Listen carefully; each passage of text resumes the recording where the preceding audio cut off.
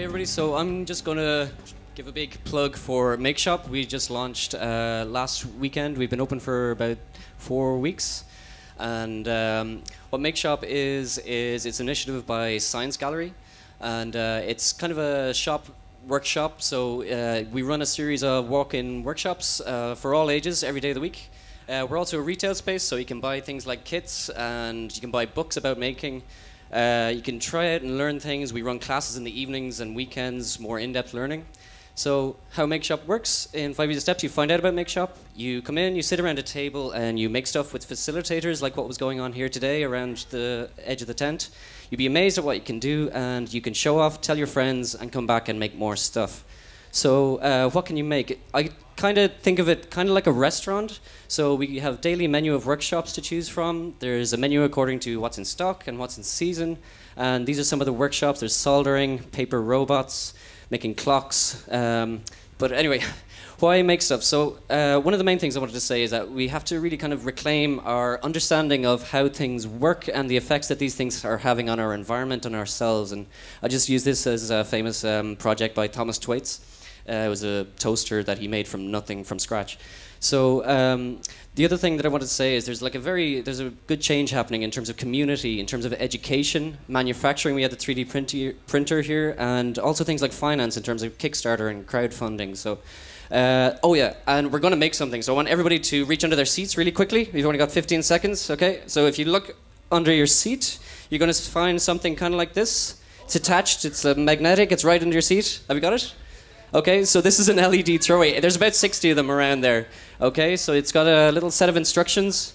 Okay, so your LED is, it's got 2 legs, a long leg and a short leg. So you can try and make that while I'm talking if you want. So how MAKESHOP started. Okay, well, genius, as Thomas Edison said, is 1% inspiration and 99% perspiration. So it doesn't just happen. Rob Kiernan, who runs the Shop and Science Gallery, and the Science Gallery team have been working on MAKESHOP for about a year before it actually opened last week. And this is where I came in. Rob rang me. There was 2 phone calls in one day.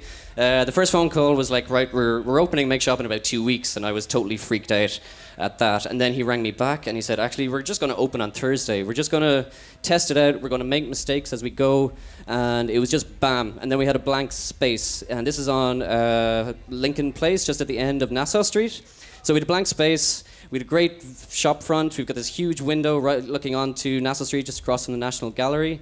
Within about 48 hours, I just ran home. I had some help. We just made a sign out of random bits of plastic and orange duct tape that was lying around. So everything's been really on the fly. It's been testing as we go. It's about really making things happen quick. While I was making the sign, Rob and Fergus were building the space. Some shelves were put up. There was stock moved in. Fergus was really happy. And then we just decided to open our doors and see what happened. And we just started making stuff with people. So what you're seeing here are something called cup robots. They're like we attach motor to a cup. We put an off-center weight, and these kids were racing them. So, and then this happened. Kind of atmosphere. You come in, you make something, you do something with your hands, you learn a new skill. I can't think of anything you would not be able to do with these things.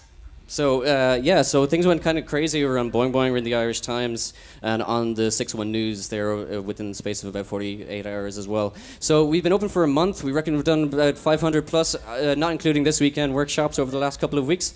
We've gone through thousands of LEDs, loads of motors. We cleared the entire city out of scrubby brush heads for those Bristol robots as well. And so what's coming up? We're doing 3D printing modeling workshops. These are more in-depth things. We're also doing Arduino workshops, showing people how to use microcontrollers. We're doing photography workshops. There's going to be loads of workshops coming online. And this is where you can find us. We're just about a 3-minute walk from the Science Gallery, just across from the National Gallery there at the end of Nassau Street. And if anybody was able to finish their LED throwies or badges, does anybody get them finished? Yeah? No, we have a few people who finished them, so. It's flashing as well. We got some flashing ones. That's because there's a capacitor right in the center and it like stores up the thing and releases it.